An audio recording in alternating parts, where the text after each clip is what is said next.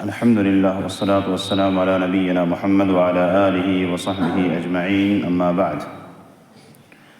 قال المصنف رحمه الله: القاعدة الأولى أن تعلم أن الكفار الذين قاتلهم رسول الله صلى الله عليه وسلم مقرون بأن الله هو الخالق الرازق المحيي المميت المدبر لجميع الأمور، ولم يدخلهم ذلك في الإسلام. والدليل قوله تعالى: قل من يرزقكم من السماء والأرض أمن يملك السمع والأبصار ومن يخرج الحي من الميت ويخرج الميت من الحي ومن يدبر الأمر فسيقولون الله فقل أفلا تتقون. جن چار قواعد کے حوالے سے بتایا گیا تھا کہ انشاءاللہ ہم لوگ چار قاعدے پڑھیں گے، چار اصول پڑھیں گے، اور یہ ہماری زندگی کی ضرورت ہے. اس کو سمجھے بغیر ہم بہت سارے مسائل کو سمجھ نہیں پائیں گے.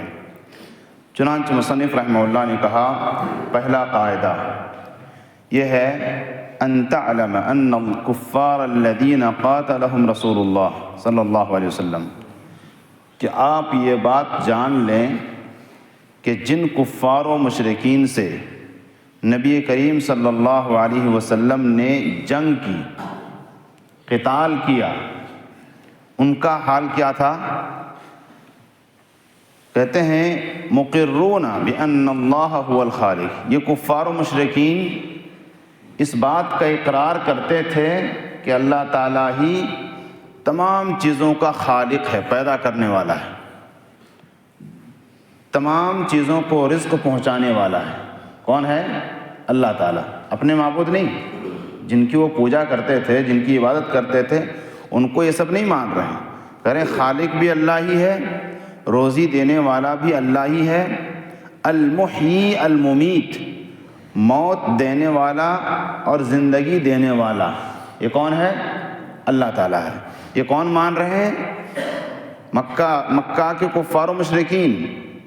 اچھا، اور آگے کہا المدبر لجمیع الامور، کہا کہ دنیا کو چلانے والا، دنیا میں کی تدبیر کرنے والا.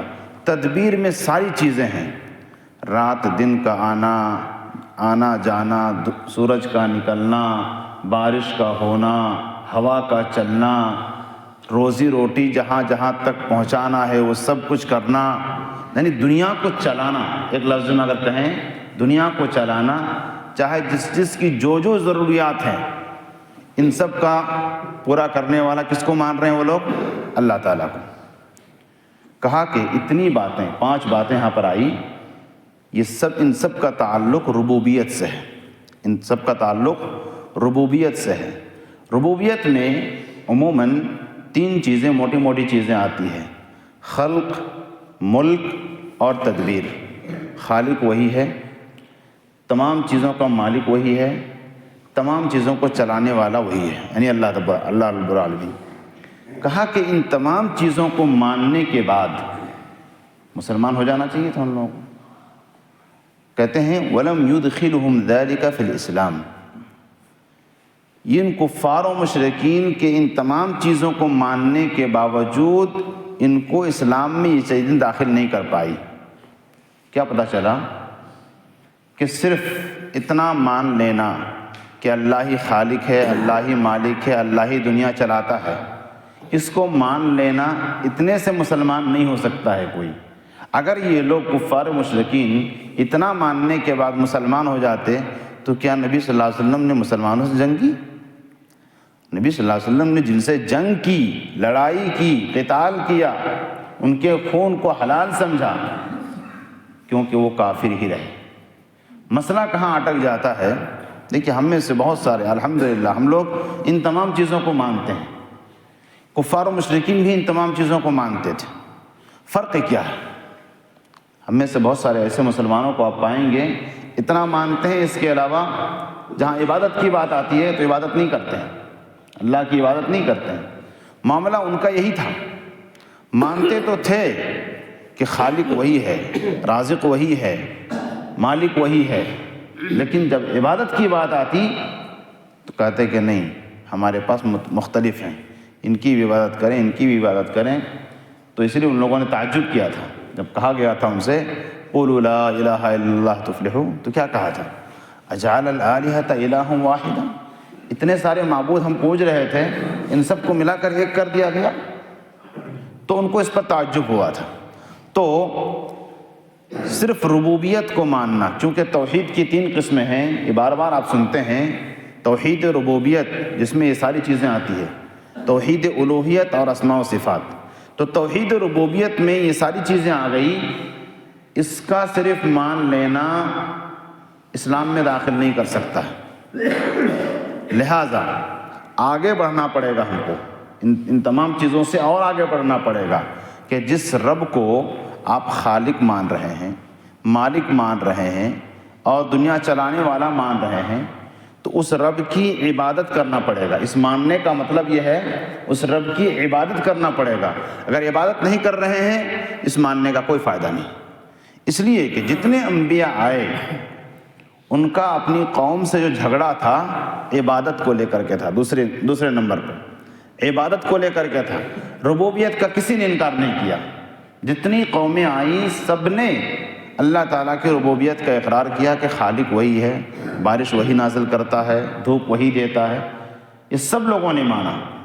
چند ہی لوگ ہیں جنہوں نے عناداً تکبر کی بنیاد پر انکار کیا، جیسے فرعون ہے، لیکن اللہ تعالیٰ نے اس کے بارے میں بھی کہا وَجَحَدُوا بِهَا وَاسْتَيْقَنَتْهَا أَنفُسُهُمْ، اس نے زبان سے تو انکار کیا کہ انا ربکم الاعلیٰ، میں سب سے بڑا رب ہوں، لیکن اس کا دل جو ہے نا اس بات پر یقین رکھتا ہے کہ اس سے بھی بڑا کوئی رب ہے، اور وہ اللہ تعالیٰ کو مانتا تھا کہ مجھ سے بڑا رب ہے، لیکن ظاہراً لوگوں کے سامنے ظاہر کرنے کے لیے اس نے ربوبیت کا بھی انکار کیا۔ تو چند لوگ ملتے ہیں، باقی ربوبیت کا کسی نے انکار نہیں کیا کہ وہ خالق ہے، مالک ہے، رازق ہے۔ اور دیکھیے ایک بہت اہم نقطہ ہے اس میں کہ جو خالق ہے اور جو مدبر، اسی میں آتا ہے رزق دینا۔ آپ کے گھر اگر کوئی آدمی روزانہ ایک تھیلا راشن پہنچا کے جائے، آپ کا اس کے ساتھ کیا رویہ ہوگا؟ کبھی آپ اس کی بات کو ٹھکرائیں گے، اس سے آپ زور سے بات کریں گے، یا اس سے جھک کر کے ملیں گے؟ یہ انسان کی فطرت ہے، اگر کوئی احسان کر دیتا ہے تو آدمی اس کے سامنے کمزور ہو جاتا ہے، جھک جاتا ہے۔ اللہ رب العالمین خالق بھی ہے اور رازق بھی ہے۔ خالق یعنی جیسے اللہ رب العالمین نے ہم کو پیدا کیا، وہ خالق ہے۔ ماں باپ بھی پیدا کرتے ہیں، بہت کبھی کچھ غیر مسلم یہ اعتراض کرتے ہیں کہ ہم کو میرے ماں باپ نے پیدا کیا۔ ماں باپ خالق نہیں ہے، ماں باپ خالق نہیں ہے، ماں باپ ایک پیدا کرنے کے ذریعہ ہیں، ورنہ اگر ماں باپ ہی خالق ہوتے تو جو لوگ بے اولاد ہیں وہ خالق کیوں نہیں ہو پائے؟ اگر ماں باپ کے اوپر ہی پیدا کرنا ہوتا تو بہت سارے لوگ بے اولاد ہیں، جن کو اولاد نہیں ہو رہی ہے، شادی ہو گئی ہے لیکن بے اولاد ہے، اس کا مطلب انسان خالق نہیں ہو سکتا۔ انسان یعنی پیدا کرنے کا ایک ذریعہ ہے جو اللہ تعالیٰ نے نسل کو جاری رکھا ہے۔ تو ماں باپ چونکہ ایک سمجھ لیجئے کہ اس کی وجہ سے ہم لوگ وجود میں آئے، ایک ذریعہ ہے، اس کے سامنے آدمی جھکا رہتا ہے۔ لیکن جب وہ اپنے رب کو خالق مانے اور اسی کو رازق مانے تو یقیناً وہ بندہ جھکے گا۔ اگر نہیں جھکتا ہے اس کا مطلب اس کے اندر عناد ہے، تکبر ہے۔ اور گویا اس قاعدے کا خلاصہ یہ ہے کہ اللہ رب العالمین کو خالق اور مالک اور رازق مان لینا یہ نجات کے لیے کافی نہیں ہے، اس سے ایک قدم آگے بڑھنا پڑے گا۔ وہ یہ ہے کہ اللہ تعالیٰ کو جو خالق مان رہا ہے اس کو چاہیے کہ اللہ کی عبادت کرے، کیونکہ اللہ رب العالمین نے اسی ربوبیت کو آڑ بنا کر یا اس کو ذریعہ بنا کر اللہ تعالیٰ نے عبادت کا مطالبہ کیا ہے۔ کہا یا ایھا الناس اعبدوا ربکم، اے لوگو تم اپنے رب کی عبادت کرو۔ کون ہے رب؟ کہا کہ الذی خلقکم، جس نے تم کو پیدا کیا، تمہارا پیدا کرنے والا تمہارا رب ہے۔ والذین من قبلکم، اور جو تم سے پہلے تھے ان کو بھی پیدا اسی نے کیا تھا، وہ تمہارا رب ہے۔ اچھا، کہا کہ لعلکم تتقون، تاکہ تم پرہیزگار بن جاؤ۔ مزید آگے اللہ رب العالمین نے کہا اس رب کی عبادت کرو جو کیا ہے، الذی جعل لکم الارض فراشا، احسانات گنائے اللہ تعالیٰ نے، جس نے زمین کو تمہارے لیے بچھونا بنا دیا، وہ تمہارا رب ہے، اس کی عبادت کرو۔ اور کہا والسماء بناء، جس نے تمہارے لیے آسمان کو ایک چھت بنایا، اس رب کی عبادت کرو۔ وانزل من السماء ماء، اور جس نے آسمان سے پانی نازل کیا، اس رب کی عبادت کرو۔ صرف مان لینا کہ اس نے پانی نازل کیا، کیا ہوگا اس سے کچھ ہونے والا نہیں ہے۔ مان رہے ہیں جب کہ وہی نازل کرنے والا ہے، اس کے اس احسان کا حق ادا کیجیے، اور وہ کیا ہے، اللہ کی عبادت۔ اس کے بعد کہا وانزل من السماء ماء فاخرج به من الثمرات، اور اس پانی کو نازل کرنے کے بعد پھر اس نے غلے اگائے، پھل فروٹ اگائے، کھانے کے لیے اناج اگائے۔ رزقا لکم، تمہارے لیے رزق کے طور پر اس نے اگایا۔ اس رب کی عبادت کرو۔ فلا تجعلوا للہ اندادا وانتم تعلمون، اس کے علاوہ کسی کو شریک مت کرنا۔ تو گویا اللہ رب العالمین نے کچھ ربوبیات گنائے اور کہا کہ وہی تمہارا رب ہے، یہ اس کے کام ہیں، لہٰذا اس کو صرف ماننا کافی نہیں ہے، بلکہ ماننے کے ساتھ ساتھ یا ایھا الناس اعبدوا، اس کی عبادت کرو۔ گویا ماننے کے ساتھ ساتھ عبادت کرنا پڑے گا۔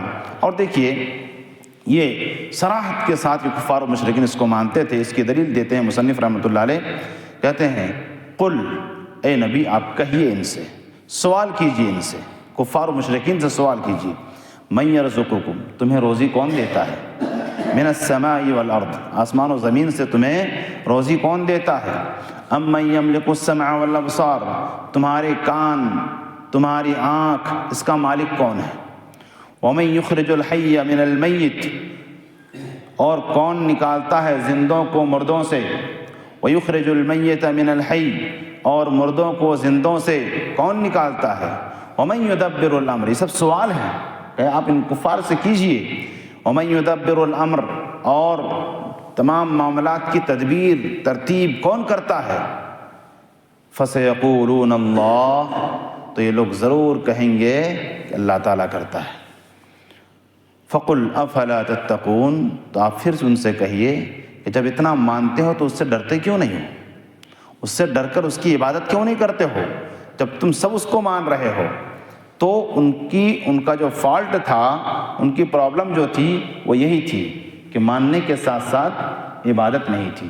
لہٰذا ہمیں یہ قاعدہ سمجھنا چاہیے کہ صرف اللہ تعالیٰ کو اس کی ربوبیت میں ماننا ہماری نجات کے لیے کافی نہیں ہے، کیونکہ اتنا کفار و مشرکین بھی مانتے تھے، وہ نجات نہیں پا سکے، وہ کافر ہی رہے۔